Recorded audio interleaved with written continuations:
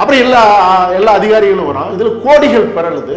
Okay, எல்லாம் நம்ம பங்கு போட்டுக்கலான்னு கொள்ளையடிக்கிறான். அவன் வெட்டினதுல அதுல ஒருத்தர் 2 பேரும் நேர்மையான அதிகாரி வரான். நேர்மையான அதிகாரி வந்து வீரப்பனை பிடிக்கிறேன்னு வரான். நேர்மையான அதிகாரியும் உண்டு, இல்லைன்னு சொல்ல முடியாது. அப்ப வரும்போது தன்னை பாதுகாக்க ஓடும் போது அடிக்கும் போது திருப்பி அடிக்க வேண்டியது இருக்கு. அப்ப இப்படிதான் இது ஒரு கட்டத்துல என்ன ஆகுது, இது ஒரு பெரிய அளவுல இது வந்து ஒரு நாடறிந்த பிரச்சனையா மாறுது. என்ன செய்றீங்கன்னு கோர்ட்டு கேட்குது. அதுல நேர்மையான சில அரசியல்வாதி கேள்வி கேட்கிறான். அப்ப இதுல கொள்ளையடிக்கிற விஷயம் தெரியுது. யாரெல்லாம் பிரச்சனை பாருங்க. ஏன்னா எவன் கொள்ளையடிச்சு வாங்கி தின்னானோ அவனே எதிராக நிக்க வேண்டியதாகிடுது ஒரு கட்டத்துல. நான் என்னப்பா செய்யறது, ஒண்ணும் பண்ண முடியாதுப்பா. அப்ப நேருக்கு நேரம் அவன் எதிரியாகிறான். எதிரியான உடனே அப்புறம் தான் கடைசியில என்ன ஆகுது அப்படிங்கிறது தான். அப்ப இவனை வீழ்த்த முடியலன்னு விஷம் வச்சு கொண்டு கதையெல்லாம் முடிச்சு விட்டு அதுக்கப்புறம் அவன் செட்டில் ஆயிட்டான். இப்பவும் அவன் கொடுத்த செம்மரம் சந்தன மரம் எல்லாம் இருக்கு. அவனால சம்பாதிக்கப்பட்ட பணம் இருக்கு, வாழ்ந்துட்டு இருக்கான். இன்னைக்கு வீரப்பன் இல்லை, அவ்வளவுதான்.